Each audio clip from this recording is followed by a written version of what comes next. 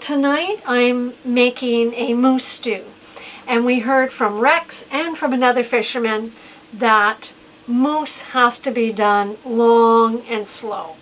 So I've got my moose mostly chopped up here. I've got one little piece. The interesting thing about moose is that there's virtually no fat. It is like solid dark red meat, so you need to do it very slow. I've got some onions and garlic sauteed here, and I'm just going to prepare my last little piece here. So I'm going to brown, I'm going to saute this just a little bit, and then I am going to add some tomato sauce, and I'm going to put the lid on and let it cook for about an hour. And then I'm going to add some potatoes, carrots, celery, turnip, water, and then continue cooking it.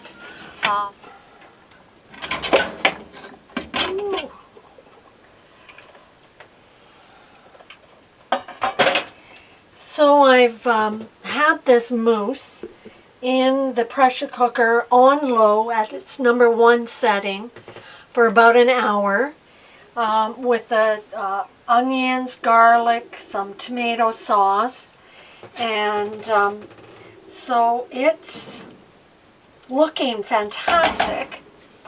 And now I'm going to put in the veggies. I think I'm going to try it first. I'm just going to try a little bit here. Where's just a morsel? It's going to be hot. But I think at this point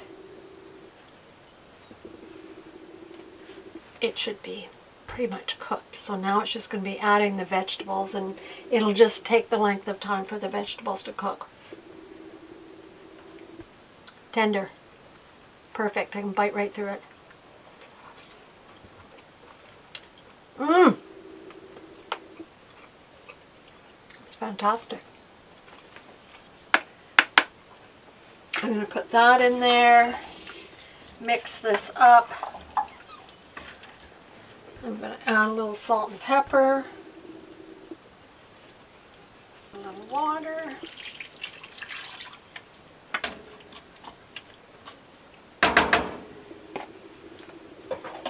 put this back on, put it back to #1 setting, relight my stove here, just going to turn it down low. And let this get back up. It'll probably be about another 20 minutes. Then we're moose stew.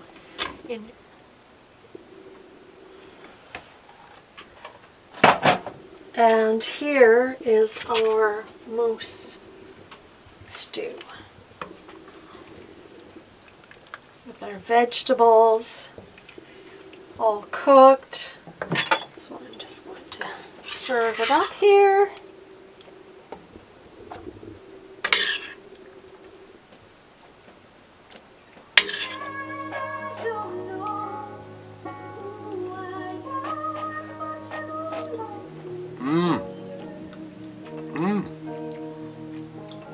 Wow, tender, amazing, delicious.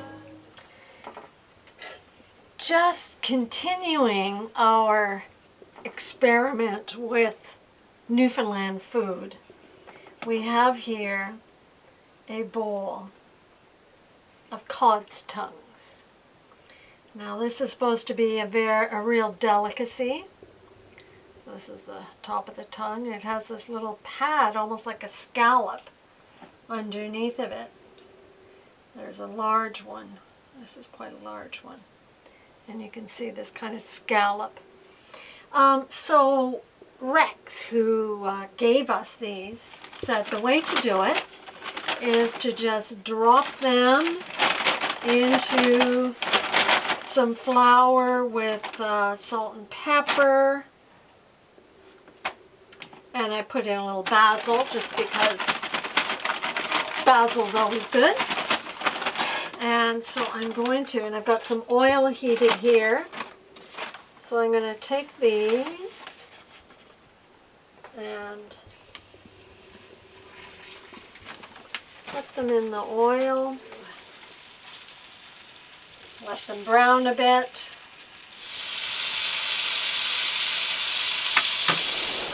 I think this is browned. I'm going to turn that off. That looks kind of nice. Mm-hmm.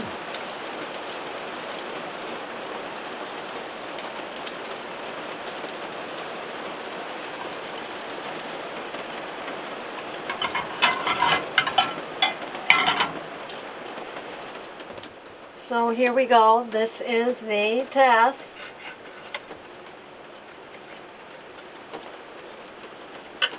See what a Newfoundland cod tongue is like. It's hot.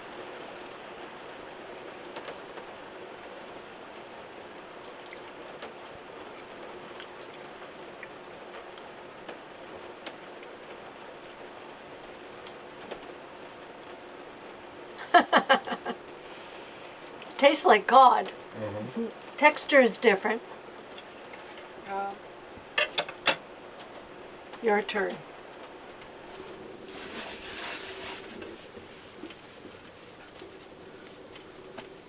So we're anchored here in Naughty Bay on Newfoundland's Great Northern Peninsula.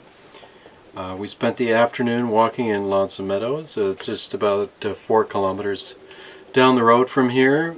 And for a special treat this evening, been saving this up since we came out this summer. I'm going to make Roberta's famous margarita pizza direct from Brooklyn here on Fantasia. So I've got the recipe here on the iPad, and I started this crust, the dough, to rise before we went for our walk at around noon. It's now 7 o'clock now, so I've got this nice, well-formed, smells wonderful, pizza. And I'm just going to cut some fresh mozzarella. We've got some basil, some garlic, a salad, and that's going to be our dinner for tonight.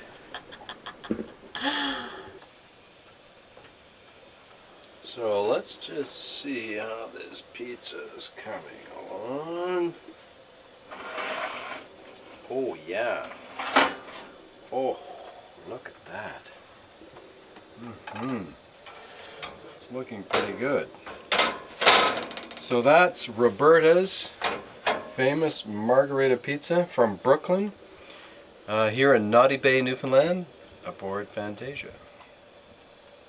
It does look good.